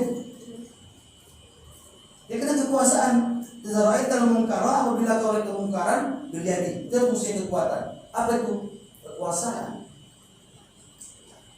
Makanya tadi dia pasti tanggung jawab dia, pemimpin. Makanya walaupun 5 tahun sekali. 5 tahun sekali minta lagi 10 tahun. 10 tahun minta lagi 3 periode. Itulah orang muda awal nafsunya jadi pemimpin itu adalah kekuasaan, bukan lagi itu, lagi ibadah. Yang kedua, yang ketiga. Ada lagi 3 pertanyaan. Yang banyak yang tanya tadi. Ini yang membuat undang-undang kan orang Islam. Ya. Kalaupun orang Islam undang-undang, cuma yang dia pakai rujukan undang-undang bukan undang syariat Islam. Dia pakai undang-undang Belanda. Belanda apa ya? Belanda atau Inggris? Belanda. Makanya kayak gitulah, makin kacau. Itu. Coba ke syariat Islam, habis kita nih. Tak ada bank nasional itu. Itulah. Tapi saat ini, alhamdulillah kita sudah mulai naik kita pelan-pelan. Tengok bank syariat. Bang, kalau misalnya udah gini sekarang, karena kita mengharapnya ulama-ulama kita, kiai kita, guru kita untuk menjalankan misalnya antara riba dan tidak bisa. Ada bahkan yang kerja di bank keluar deh, saking apa ini gini banyak sekarang nih. Makanya rata apa? Buat bank syariah, Mandiri ada syariah, BRI ada syariah. Dulu pertama-tama buat bank muamalah, seolah-olah tak cuek. Bank muamalah banyak kali untungnya. Kadang itu bantu agama Islam. Walaupun sekarang ini tetap kalah juga bersaing kan dengan bank-bank yang ada. BNI ada syariahnya, BTN yang dulu kita gentarkan jangan kredit pakai bank BTN, karena ada unsur riba. Baru dia buka BTN sendiri. Ada tak? Ada BTN semua. Ada BTN nya. BTN syariah. Oh iya sekarang iya. Maksudnya itu dulu. Karena makin banyak yang masuk, yang pindah rekening, tabungan, transaksi investasi ke syariah, barulah mereka menengok keuntungan. Oh, berarti ada jangka panjang yang bagus. Gabunglah bank-bank ini kan, BNI, BRI, Mandiri bergabung di satu BS ini. Saya kemarin datang 2-3 hari lalu ke BNI yang dekat apa ini, Budaras. Dulu banget bangunan besar ini. Jadi saya tanya sama apa itu? Katanya servis ya, servis. Kosmetik servis. Nah, saya tanya. Ini ada nggak non muslim? Nasabah? Ada pak. Berapa orang? 30%. Non muslim. Kita berbalik. Makanya goyang. Makanya nanti tenang ya, tenang pelan-pelan. Biar aja kan di atas sana. Makanya negara ini tergantung kita berbalik. Kalau atas kita kurang ajar, makanya kita kalau kita kompak. Ya kan kompak kita bersatu kita, mereka bisa berapa itu? Kompak aja kita. Kita nggak kompak sama kita pula berkarya itu susah. Ya kan? Nanti masih lama lagi 24, udah mulai terpampang poster-poster. Yang nggak berjibaku betul. Dan mulai menampakkan diri Allah mana. Ini lagi dan bagaimana perintah. Pertama, apakah ada hukumnya bagi si yang meminjamkan untuk menagih hutang? Misalnya udah pertama berhutang udah ditetapkan misalnya tanggal sekian berarti. Setelah lewat itu, apakah kita ada hukumnya bisa wajib atau apa mengingatkan dia? Itu yang pertama. Kemudian yang kedua, dia berhutang sama kita. Dia nggak bayar tapi dia nggak bilang dia nggak bisa bayar lagi. Emang ada bilang dia slow aja kayak nggak terjadi apa-apa kan. Terakhir kita anggap ini mungkin dia nggak sanggup, kita lihat dari kehidupannya nggak sanggup. Terus kita bikin dalam hati kita udahlah jadi sebagian dari pengeluaran zakat harta, itu apa bisa. Kemudian yang ketiga, tadi kan Pak Ustadz bilang kita harus kasih agunan. Tapi jadi kita tadi kata Pak Ustadz, kalau kita ambil manfaatnya jadi riba. Di sini saya mengambil pengertian diambil manfaatnya, misalnya kayak lahan sawah tadi kita olah, ada hasilnya, itu jadi riba, itu masuk di akal. Sekarang gini, kalau kendaraan kita tidak cuma mengambil manfaatnya, bisa kereta itu kan atau kendaraan itulah ya, kalau nggak dihidupkan dia kan rusak dia. Jadi kita bisa mau ke gede. Nah, kita pakai kan tidak ada manfaat artinya menghasilkan kecuali kita jadikan gojek ya. Nah, itu mengambil ada hasil. Nah, itu mungkin jadi riba. Nah, itu mungkin mohon penjelasan Pak Ustadz. Menurut saya sih itu tidak mengambil manfaat kecuali tadi dari lahan sawah atau jadikan gojek. Nah, itu menambah. Jadi kan menambah nilai dari hutangnya tadi. Kemudian yang keempat, hutang bingung nih Pak Ustadz. Nanti kan juga ngerti juga artinya nanti kalau masalahnya sama juga ya itu, jadi nggak perlu kalian tanya lagi ya kalau Ustadz, karena permasalahan hutang ini ya seperti itu juga ya kan. Ini Pak Ustadz, kalau kita minta, kita masih menyelamatkan dia, jangan sampai kita bertemu nanti di akhirat. Nah, nggak ada niat kita pun memberi hutang tidak ada lebih, tidak ada ini, dia hanya membantu. Tapi terakhir kita minta, kita ingatkan, kita jadi begaduh Pak Ustadz. Top segitu aja diminta. Jadi kita jadi ribut. Jadi terakhir kita malah slack. Jadi hubungan silaturahmi jadi malah rusak. Nah itu jadi bagaimana antara niat kita memberikan pertolongan untuk dia, tapi terakhir menjadi merusak silaturahmi ya itu Pak Ustaz. Yang pertama, apa hukum kita meminta utang kita dengan sudah kita beri tanggung waktu yang lebih dari sekali 2 kali? Ya boleh aja. Cuma syaratnya jangan kita maki-maki dulu. Minta, karena dia Allah bilang, wa in kana dzu usratin fanazratun ila maisarah. Jikalau kau mau menagih utang itu, kata Allah, dia tidak bisa membayarnya, kasih tempo. Kasih tempo itulah ada sebuah proses. Bahwasanya kasih tempo itu bagian yang dibolehkan. Jangan memaksa. Tak boleh kita memaksa. Harus sebelah sini saat ini ya. Awas kalau enggak kau ambil barang-barang, tak boleh. Tak boleh, itu dia. Tetap kasih waktu sampai dia bisa bayar. Iya Pak Ustaz. Saya hukumnya apa? Nah hukumnya boleh. Apa? Oh, nggak wajib. Enggak wajib, boleh. Jadi bisa kita kan memang malas meminta. Kita dari awal kita bilang. Ya. Bisa balas terus nggak? Saya nggak suka minta-minta gitu ya. Nah, jadi kan. Ya udah berarti kan terpulang dia. Ya, terus dia harus jemput bola, dia datang. Ya dia nggak datang Pak Ustaz. Oke, Ya, kan? itu pertanyaan keempat nanti dimasuk. Iya. Pertanyaan keempat kan? Nah kita nggak minta. Iya. Dia juga nggak mau tahu. Iya. Ya udah berarti masuk 2 hal. Yang pertama, dia yang nggak mau tahu tadi, nggak mau bayar, masuk dari hadis yang saya bilang tadi. Dia nanti dicap sebagai pencuri, kemudian dia mati, ada utangnya sepele tak mau bayar, nggak penteng, menjumpa kita pun nggak mau ya, nggak beremeh, berasumsi bahwasanya kita mau memulai utang itu, nah makanya dia ketiru gantung. Pahala kebaikan dia untuk awal. Jadi kita nggak berdosa kalau kita nggak minta itu. Tidak ada anjuran kita harus meminta. Itu tergantung kita bagaimana. Ada pendapat mengatakan gini Pak Ustaz. Kita harus minta karena kalau tidak kayak gitu kan dia tergantung itu. Betul itu. Tapi kalau kita minta dia lari macam mana? Kondisi kayak gitu kan kondisi yang aman. Kita datang, oke, dia sambut kita mabuk segala macam, gak segala macam. Ada orang yang tadi kasusnya kita minta dia nggak ada, lari kabur segala macam. Berarti kan dia sudah menyepelekan utang itu. Nggak ada niat dia mau, walaupun dia nggak bayar, adalah mau memawa, entah, tapi nggak sanggup bayar segala macam. Nah, itu yang keempat. Jadi kita terjaga. maksudnya nggak salah ya Pak Ustaz kalau kita Tidak, nggak minta ya. tidak salah. Jadi pertanyaan pertama terjawab, empat terjawab. Yang kedua terkait tentang agung sawah tadi. Apa bedanya sama kereta?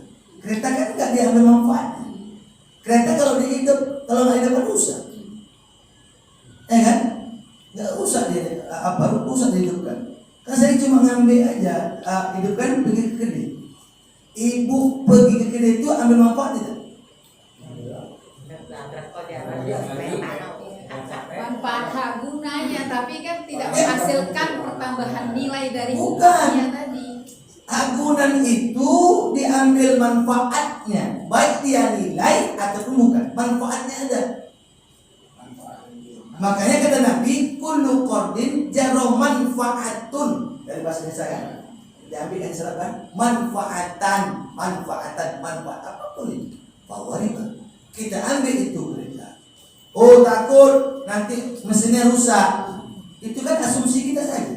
Kata kita ambil aja, kan dia ambil manfaat namanya. Ibu pergi ke dia ambil manfaatnya. Terakhir kan Pak Ustadz dia nggak sanggup bayar. Enggak, terjadi gini. Terakhir karena kita nggak hidupin kita prinsipnya tadi itu kita nggak mau mengenal manfaat.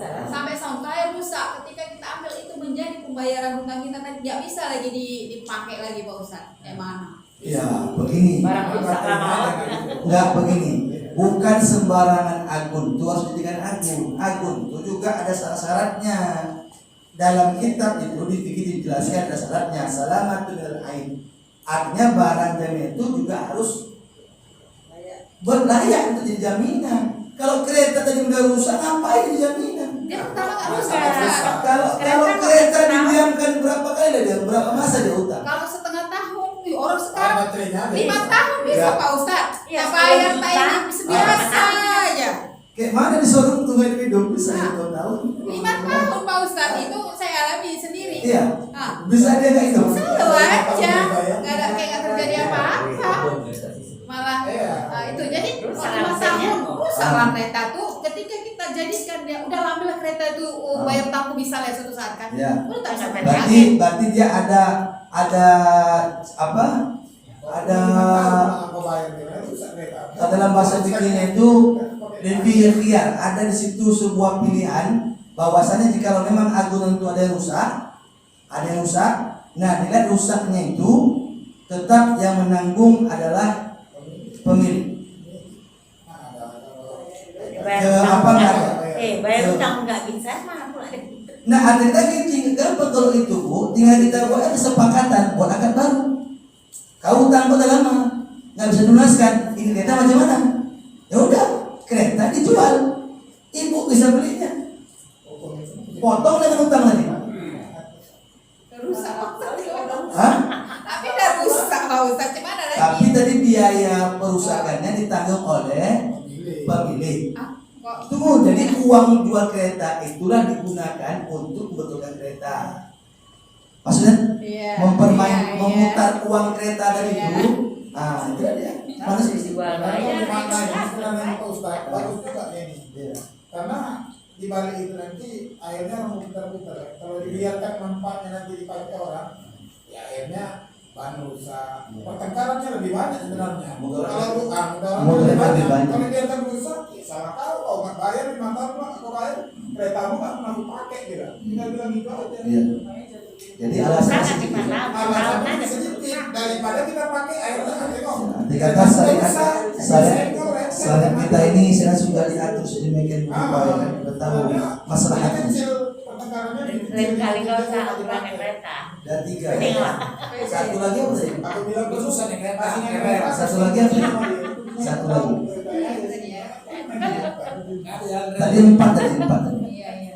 4 udah Pak jawab, sama 1 tadi digabung. Nah, ini manfaatnya. Udah lah Pak. Satu lagi. Iya, manfaat. Saya mau jadi apa itu Pak Ustaz? Yang itu tadi yang mengenai yang kalau kita enggak dijadikan jadi sebagian dari zakat harta Pak Ustaz. Oh baik. Jadi ada orang datang sama kita, Iya. dia nggak bayar, Dia dia kan pun nggak datang sama kita. tapi Nggak ada dia kewajiban. lewat-lewat aja Iya. sama kita biasa aja. Ya itu juga. Enak-enak. Nah, ya kan? Enggak elak, biasa Nah, aja kayak nggak terjadi rumah sama apa-apa. kita, ada cerita apa, ada saya segala macam kan. Nah, Nah jadi bagaimana kalau kita melepaskan itu? Ya udahlah itu zakat hati. Ya udah kembali kepada haid tadi. oh bisa ya Ustaz? Bisa saja. Sah ya kan? Yang saya katakan itu salah satu contoh saja. Iya. Nah, yang terkait dengan teks ayat. Ada lagi? Sebelum bacaan habis ini. Tapi kalau dia datang, saya ada juga yang gitu Ustaz. Iya. Dia pinjam uang, terus dia kasih. Iya, belum. Nanti sebulan aku bayar. Bayar udah sebulan karet belum? Datang dia. Banyak yang siapa tahu? Bu, saya nggak membayarnya. Kerja aja ke rumah ibu. Ya. Dia bilang, oh nggak usah. Iya. Diikhlaskan aja. Iya. Jadi dia bilang, nggak usah Kalau kan kita bayar ya udah. Jadi Iya. ikhlaskan aja. Tapi dia datang. Jadi bu, saya nggak usah bayar. Biar gantinya dia tenaga dia kerja di Iya. rumah. Nggak usah saya bilang, saya ikhlaskan. Ya udah bahasa ibu ikhlaskan, tapi poin ayat tasaddaku khalakum itu bahasa sedekah kita sebenarnya. Cuma kan nggak bilang sedekah. Pokoknya dia datang dengan baik-baik. Kelas ada bukan Iya. buku. Seandainya, misalnya, seandainya ibu aja bilang oke nggak apa-apa, kerja ke rumahku, udah, nah itu beda, itu nggak manfaat. Jadi ibu dia bekerja di rumah ibu, ya kan, sesuaikan gajinya berapa. Ya kalau memang gajinya itu di bawah di bawah di atas utang dia, berarti sisa itu bayar lagi gajinya. Nah itu boleh. Karena Saya bilang ya udah nggak usah. ya, kan kebetulan nggak pulang kan, tidak masalah. Seandainya ibu terima dia sebagai pekerja di rumah, sudah tadi di rumah ibu kasih macam. Nah itu tidak bermanfaat karena yang kita gunakan diri orang yang tadi bukan jumlah duit. Ada satu lagi Ustaz. Dia melahirkan. Ah. Udah anaknya dari SD sekarang tidak bayar. Asal di puasa ini lah. Saya tengok anaknya berempat, bayar. Udah nanti ya kira mau jumpa. Dia pun tak datang. Dia pun tak datang sama saya. Bu, saya nggak sanggup bayar. Oh, ada datang. Tidak ada datang jumpa ngelak. Suaminya pun gitu. Anak tadi saya tengok bukan Ya, itu susah. ada. Ada gelapnya. Orang yang berutang nih tiba-tiba Tapi mendadak saya gini, saya emosi. nggak berdosa itu saya. Memang sakit hati saya. Dia nggak menghargai saya tolong. Ya, mulai hari ini karena udah mengaji ini nanti lagi udah mulai mengaji ini, ya kan? Insya Allah sudah bisa membuka hati kita. Ingat aja pahalanya untuk kita. Insya Allah Allah akan tambah lagi rezeki kemudahan kepada kita. Kemudian insya Allah Allah berikan kita kebaikan-kebaikan. Memang ada kritikal. Cuma ya itulah sakit hati. Enak satu dari ini sebenarnya enak ini. Besok tuh kan mau hutang lah. 3 hari lagi kan kita kan mau kerja. Ustaz, satu lagi ya. Pak Ustaz satu lagi yang nanya. Ini Pak. Oh, Pak Ustaz lagi nanya tunggu Bu, giliran. Haji seperti yang saya katakan tadi, kita usahakan kalau pakai haji jangan masuk semua. Jadi haji kan sebenarnya kita nggak tahu di jadwal. Bersikir apa? Biar benar. Jadi kita nggak tahu sama berangkat di sana. Jadi misalkan kita adalah berhutang karena aturan harus segala macam. Jadi pada saat jadwal haji kita sudah mau berangkat, hutang itu belum lunas, belum selesai. Sementara selama ini kan kalau hutang itu berlaku saja, maka saya mau berlaku. Apakah yang sah hajinya tapi itu mabrur itu sudah tercapai atau ibadah apa yang mengganggu waktu ibadah itu penjelasan yang itu. Kalau memang berangkat juga daripada haji dengan ada hutang dia berangkat, bukan berarti hajinya itu tidak sah, bukan berarti hajinya tak mabrur. Cuma kondisi dia balik ke hukum asalnya, dia gugur kewajiban ibadah haji, dia harus bayar utang dia walaupun utang berangkat. Kalau sudah jatuh utang berangkatnya lunasi. Jadi mabrur tak mabrurnya haji itu ya tidak ada kaitan dengan utang dia. Katakan waktu daftar haji sebelum penutang Itu kan mampu nih. Oke. Kita sudah bayar. Selesai. Tapi saya menunggu berjalannya waktu kemudian Ya. ada problem segala macam. Oh, biaya hajinya dia utang. Enggak, kalau dia utang. Tapi dia ada utang. Nah, tapi pada saat sudah menunggu ini kan namanya waktu berjalan mungkin dia tahu berhutang kita kan Iya. mungkin mau renovasi rumah, Iya. berkegiatan lain lah. Nah, tapi haji kita waktu pertama kita ada mampu. Iya. Nah, itu lah. Ya nanti kata biaya haji dia sudah terkumpulkan. Ya kan, enak lah. Karena masih waktu masih lama masih terkumpul kan. Nah, karena begini, karena ibadah haji itu mampu tak mampunya jatuh kepada tahun itu mau berangkat, bukan pada saat mau mendaftar tadi. Jadi tahun ini dia mendaftar lunas 32 juta betul. Berangkatnya di masa tahun mendatang. Ya kan, kena kayak gitu memang prosedurnya. Kita tahun kita daftar itu bukan itu wajibnya. Nanti pada saat kita sudah tetapkan tanggal berangkat, di proses tanggal berangkat itu, di situ kita hutang. Udah pas tahun di mana kita mau berangkat masih ada hutang. Nah, maka lunasi hutang. Karena jatuh di tahun itu, udah 15 tahun silam nih, tahun ini kita berangkat selesai kan? Udah jatah kita nih, tahun ini ada hutang, maka tahun itu gugur dia kewajibannya lunasi hutang sampai berangkat juga dia hutang tadi. Dia tetap berangkat, ya hajinya tetap sah. Karena dia melaksanakan rukun dan wajib haji dan semestinya berhaji masa hajinya. Tapi dari segi hukum asal haji itu dia dikatakan bangsa orang sudah tidak yang mampu.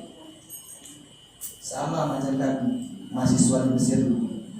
Berangkat haji bak utang, ongkos itu utang.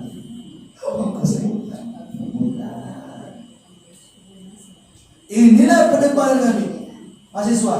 Sampai kami datangi guru besar Azhar tuh, ahli fikih, untuk memberikan sebuah jawaban. Kami mahasiswa tiap tahun dengan haji. Dari haji juga kami dapat rezeki, membantu orang kan dalam acara macam. Tapi kami ongkosnya hutang itu. Nah itu lebih baik ongkosnya hutang. Pinjam sama dari kelas, udah $15. Balik baru kasih hutang. Itu dipertanyakan sama saya. Saya hadir pada saat itu waktu saksi musyawarah itu kan. Kata saya itu ada fikih dia, ada fikih macam ini. Hadis lah. Cuma kau berangkat tuh hukum asalnya kubur, tak wajib. Tapi dia berangkat juga. Hukum asal kubur itu gimana maksudnya? Hukum asal haji ini kan wajib bagi mampu. Kewajiban bagi mampu itu kubur bagi dia. Berarti dia nggak mampu. Berangkat hutang ya. Itu namanya hukum asal. Kan tahu manis dan toa ada sabil, ya kan? Berilah bagi mereka mampu pada tahun ini. Karena ada hutang, nggak bayar hutang, maka mampu sebenarnya. Ada hutang, tidak mampu, ada beban, ya kan? Tapi berangkat juga, berarti dia mengumpulkan kewajiban. Ayat-ayat juga seharinya salah yang masalahnya dia. Pertanyaan tadi, walau dia mendaftar tahun ini untuk haji lunas, berangkatnya menunggu 5 tahun lagi, 5 tahun ke depan ada utang dia, ya kan? Dalam kebaca proses lah. Seharusnya apa dia yang mampu sudah tak masuk lagi. Karena saat ini Ya kita nabung tim udah sampai kalau dulu yang belum itu udah pas dapat sis, tergantung dari amal masing-masing dia. yang orang lain mulai pasti dia mana itu ya? Udah mau nanya Kalau kita tadi mengikhlaskan kan Pak Ustadz, seperti tadi katanya kalau ikhlas itu kemudian bisa kita jadikan zakat harta kita gitu kan, nggak kita inilah hutangnya tadi kan, adalah ikhlas. Nggak, apakah harus ada ucapan gitu ya, ini dilafazkan sebagai sedekahku atau sebagai zakat hartaku atau bagaimana? Udah saya ikhlaskan itu aja. Udah sah ikhlaskan gitu atau dalam hati aja tadi bilang-bilang. Yang pertama, segala amal itu innama a'malu binniyat. Apapun lafaz ini hanya membantu menguatkan apa yang diniatkan, dan itu tergantung kondisi. Kalau kondisinya tak bisa memungkinkan untuk melafazkan, yang penting dalam hati adalah sama macam jual beli itu macam mana kita harus beli cabai dijual kan rumit kan, niat kita membelinya itu jadi ibadah. Jadi kalau memang bisa melepaskan, mengakadkan sama dia, ada masalah. Kalau tidak memungkinkan, ada masalah. Yang kedua, jangan salah paham. Tidak semerta-merta apa yang ketika jadi zakat. Enggak. Tengok jumlah juga utangnya. Kalau jumlah utangnya sesuai kadar zakat, mahal, ya kan? Baru. Tapi kalau 200.000 zakat apa? sedekah aja lah Pak. Sedekah. Maknanya kata ayat Al-Quran, wa tasaddaqu, sedekah. Sedekah kan infak. Baru bisa masuk. Jadi kalau mau kita zakat juga ikhlas kan. Bahasa kita ikhlaskan. Itu bahasa kita simpel. Tapi ayatnya tak sedekah. Sedekah ini ikhlas apa tidak? Ikhlas. Ini kan mau main yang sedekah ikhlas. Itu pertanyaan bahasa semua. Cuma konteksnya udah masuk. Iya Pak itu. Ustaz.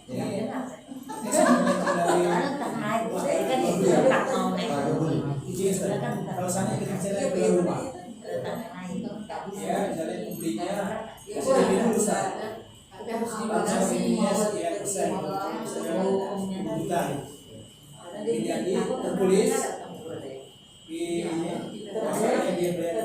saya 10 juta, DP 10 juta, terus bulan kemudian lunas ini. Tapi tertulis tak? Tertulis dan ada hasilnya. Tapi pas jatuh tempo, dia ada sambung, ya kita panjang lagi. Kasih waktu lagi sebulan lebih. Karena mengingat dia waktu sudah hasil. Kita panjang lagi sebulan depan. Kita buat lagi asasinya lagi. Tapi pas itu pun dia sudah sanggup lagi. Ini gimana Ustaz? Yang pertama Pak, yang pertama akad utang sama akad jual beli berbeda. Jual beli ini juga banyak sub-subnya, berbeda pula akadnya. Dan kalau tentang itu dia namanya ada istilah akad tadmin dalam bahasa Arabnya. Itu namanya fikih kontemporer. Kami pelajari di Azhar itu sampai 3 tahun utama. Terbaru terima. Namanya bai'u bil tadmin, jual beli dengan ada jaminan. Jaminan itu berupa bisa juga surat pernyataan yang ditangani oleh si kedua belah pihak dengan atas nama itu. Kalau sudah jadi kesepakatan di antara dua belah pihak, kalau seandainya dibayar, akad ini dengan jangka waktu sudah disepakati, maka ada kemungkinan uang itu bisa dikembalikan separuhnya. Tak boleh semuanya. Kalau semuanya, inilah namanya gharar. Gharar itu ada penipuan. Artinya kita mengambil hak atas pihak. Jadi DP 10 juta, maka balikkan setengah untuk dia. Misalnya itu kata Menteri Syafi'i. Walaupun sudah disepakati, Sudah bayar semua. Nah, makanya syarikat itu, bank syarikat itu kalau ada tak dibayar, contohnya mereka nggak ngambil semua. Beda kok bank besar dari semua kan, tak bayar, tarik semua. Jadi kesepakatan ini tidak salah kalau dianggap semua ada. Iya, jadi dia harus ada sebagiannya.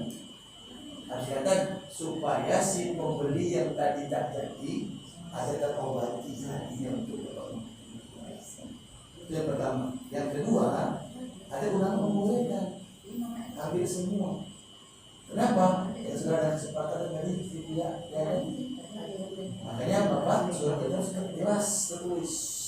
Seandainya kalau sudah tidak terbayar dalam masa waktu tempo sekian, makanya jadi hak oke, maka halal. Jadi intinya apa? Intinya akadnya diperluas. Jadi jual beli ini hukumnya mubah semua, boleh, tergantung bagaimana akad. Kesepakatan itu. Jadi pas Udah masuk. jam 10 berarti 2 jam. Ada mau sampai pagi. Jam 8.15 saja, jam 8.15 saya ingat. Jadi jam 10 dia kurang. Baik Bapak Ibu, mudah-mudahan Allah Subhanahu wa taala memberikan pemahaman kepada kita. Allah tambahkan ilmu kita, Allah luaskan wawasan kita, dan Allah mudahkan kita untuk mengamalkan apa yang kita pelajari. Amin. Baik, kita berdoa kepada Allah, bermunajat kepadanya. Semoga doa-doa kita dijawab oleh Allah Subhanahu wa taala. Astaghfirullahalazim. Astaghfirullahalazim. Astaghfirullahalazim. Alladzi la ilaha illa huwal hayyul qayyum. Atubu ilaih. A'udzu billahi minasyaitonir rajim. Bismillahirrahmanirrahim. Alhamdulillahi rabbil alamin. Hamdan syakirin, hamdan na'imin, hamdan yuwafi ni'amahu wa yukafi'u mazidah. Ya Rabbana lakal hamdu kama yanbaghi li jalali wajhika wa 'azimi sultanik. Allahumma ja'al hadhihi al-jama'ah jama'atan marhumah. Ya Allah, jadikanlah jamaah yang hadir ini jamaah yang Kau kasih, yang Kau sayangi Allah. Wa jama'atan maghfurah, jamaah yang Kau ampuni setiap dosa dan silap khilafnya ya Allah. Wa jama'atan fi ridhaka, jamaah yang senantiasa Kau redai hidupnya ya Allah.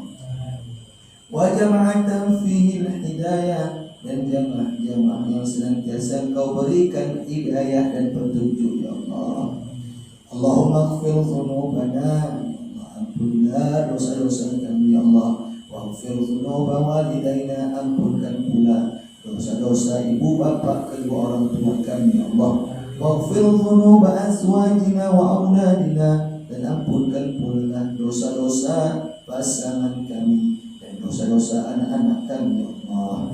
Allahumma ighfir dzunuba ikhwanina minal muslimina wal muslimat wal mu'minin wal mu'minat al-ahya'i minhum wal amwat bi rahmatika ya arhamar rahimin.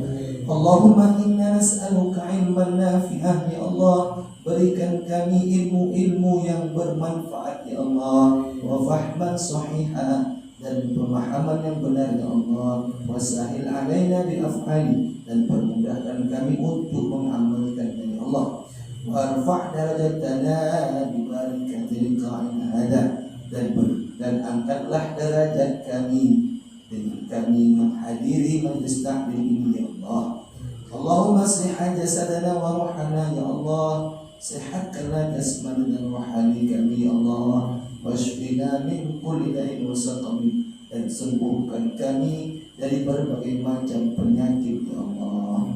Allahumma hafazna ya Allah, jagalah kami, wahfaz ahlana, jagalah keluarga kami, wahfaz azwajana wa auladana, dan jagalah pasangan kami, dan jagalah anak-anak kami, min kulli su', dari segala keburukan ya Allah, wa min kulli syarrin, dan dari berbagai macam kejahatan ya Allah, wa min kulli darar, dan dari berbagai macam mara bahaya ya Allah, wa min kulli waba, dan dari berbagai macam virus dan wabah penyakit ya Allah, wa min kulli ghala, dan dari berbagai macam perkelahian dan pertikaian ya Allah, wa min kulli bala, dan dari berbagai macam bala musibah ya Allah. Innaka khairul hafizin, Engkaulah Tuhan kami sebaik-baiknya penjaga ya Allah.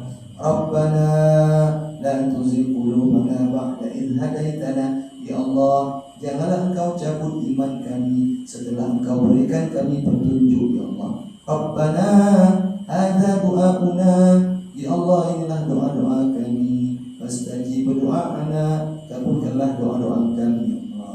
Rabbana atina fid dunya hasanah wa fil akhirati hasanah wa qina adzabannar. Wa sallallahu ala nabiyyina Muhammad sallallahu alaihi wasallam, walhamdulillahi rabbil alamin. Taqabbalallahu minkum wa minkum Allahumma salli ala Muhammad.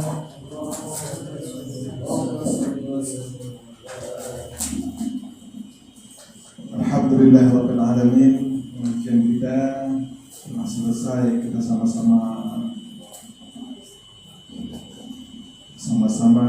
kita selesaikan pengajian kita pada malam hari ini sampai pas jam 22 WIB. Alhamdulillah, apa yang telah disampaikan oleh Ustaz kita semoga menjadi ilmu pengetahuan bagi kita, ilmu yang mungkin bisa kita terapkan di kehidupan kita sehari-hari. Insyaallah masalah hutang piutang ini dapat kita pelajari dan dapat kita amalkan, semoga dapat kita laksanakan untuk menjadi mudah bagi kita semua. Amin amin ya rabbal alamin. Untuk mendapatkan berkah atas pengajian kita pada malam hari ini, kita sama-sama kita tutup pengajian kita pada malam hari ini dengan mengucapkan nafas alhamdulillahirabbil alamin. Assalamualaikum warahmatullahi wabarakatuh.